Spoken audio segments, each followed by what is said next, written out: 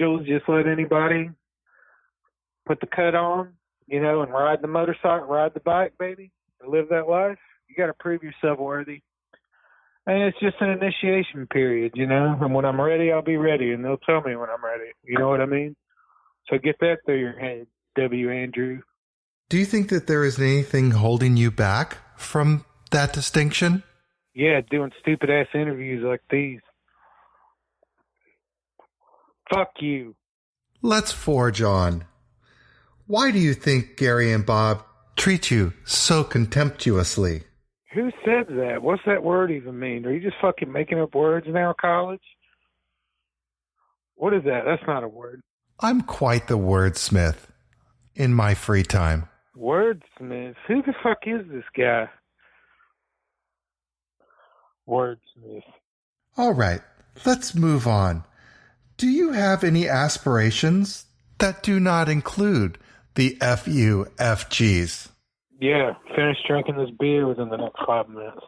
Do you have hobbies? Oh, baby. Yeah, hailing Satan and masturbating, baby. That's what I do all day when I'm not, devoting my life to a bigger cause and to a high art. Fucking giving myself to the two geniuses of our time.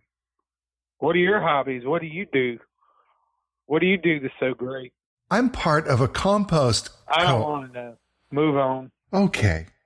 So, have you found another profession after Chipotle? I worked odd jobs here and there. I pick up jobs doing handyman work, or occasionally I'll do some nude modeling at the college. Pick up some money here and there, but Bob and Gary keep me pretty busy. And so, yeah, I may not be, quote unquote, financially stable, quote, but you know what? Fuck, man, I'm living my life. I'm out here doing it. You got to give your, when the people that started with the Apple computer people, they weren't rich at first. Now look at them. They all have yachts.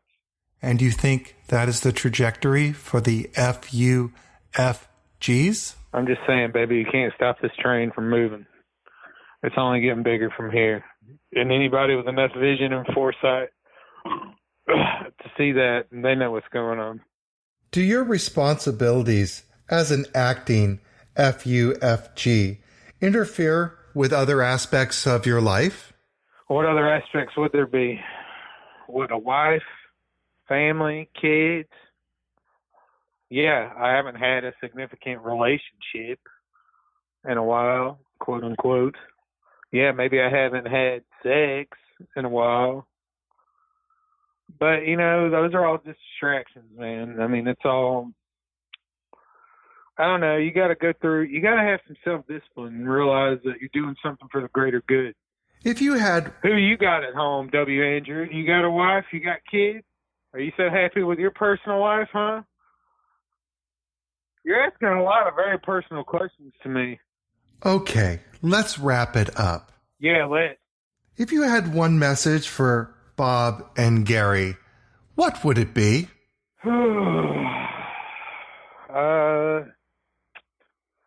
Save me one of them beers, boys. Please. One last question. Would you be willing to make another appearance on a future episode of the Fuck You Fat Guys podcast? Well, kind of like we were talking off air, we need to kind of iron out the payment issue thing, because I am getting paid for this, right? Oh, no. There's no payment involved. I hope you found this interview as scintillating as I did. I do hope that Chappy makes a return visit to the show. Before we wrap up this episode of the Fuck You Fat Guys podcast show, I have another surprise for you. I conducted yet another interview this week. This time, we get to have a peek inside Bob's world. Benjamin has some rather interesting insights into the life of the most elusive of the FUFGs. D-Real, one more time. Kill me.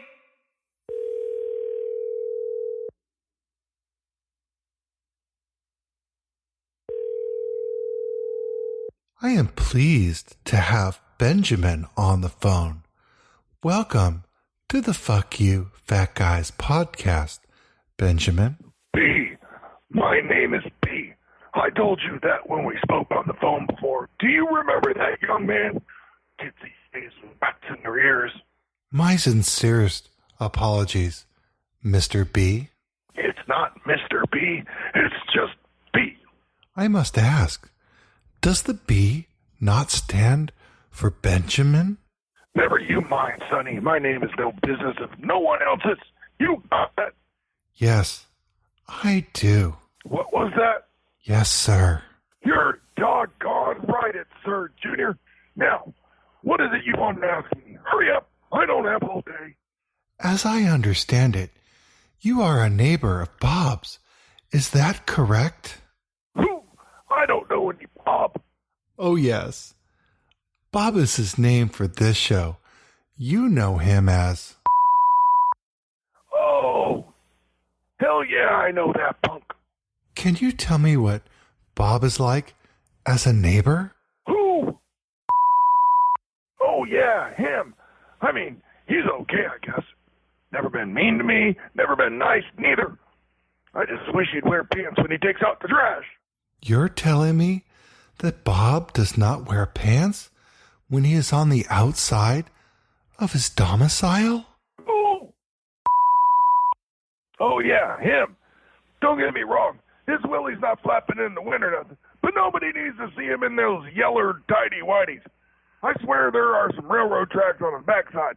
But then again, I don't see so good no more. I bet they're there, though. This is a really interesting observation from you, Benjamin. My name is B. Has anyone ever called you a dumbass before? 'Cause I do believe you fit the OED definition of one. I have been called many names before, but not all have caused me to plunge into periods where I have a profound lack of confidence. I can see that. You don't seem to be made of sturdy stock. Okay then. Now, back to Bob. Who? Oh yeah, Mr. Skidmarks. Is that what you call him? No. Are there any other instances where you would say Bob, excuse me, was less than an ideal neighbor? One time, he yelled at me while I was sitting on my front porch. Can you believe it? What did he yell? He said, "Mind your business, Gabe Simpson." Do you know who that is? 'Cause I sure as the dickens don't. I believe he said Abe instead of Gabe. No, I'm pretty sure it was Gabe. It would make more sense as Abe, since he is an old man on a long-running adult cartoon series. Listen here, tadpole. I know what I heard. Are you calling me old, you teeny bopper? If you don't want this to resort to fisticuffs, I would take that back. You know what's good for you. I had half a dozen professional boxing matches in the mid-50s, and I do believe I could take you, listening to how you talk and all. Not at all intimidating. I apologize for offending you. I was only trying to clarify what I thought Bob was referring to. Who? Oh, brother, never mind. What were you doing on the porch when vociferated at you? Minding my own beeswax, that's what. I like to birdwatch from the porch, if you must know. Does that involve binoculars? What, do you think I can see them with my bifocals? Of course I had binoculars. A good pair, too. Are you sure the binoculars are pointed at birds and not at... What are you trying to say there, morally safer? I'm just asking the hard-hitting questions any good journalist would ask. Journalist? You're asking me questions about a guy that doesn't know how to put on pants when he goes outside. I suppose that is a fair assessment of my life's accomplishments. Listen, it's time for me to take my laxative and watch Bonanza. I didn't know they were still making that show. I sure do love Hoss. I believe those are reruns. B? What? Never mind. Thank you so much for calling in today. I am sure some may find it entertaining. Goodbye, Moppet.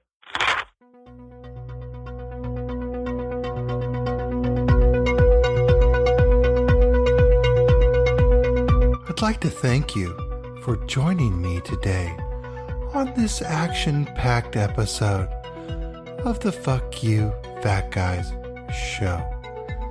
If you would like to comment on the show, you can reach us at admin@fufgpodcast.com or at 818-641-5290. I hope you will join us next time for the blockbuster season finale. Until then, thank you and have a great one. See you next time.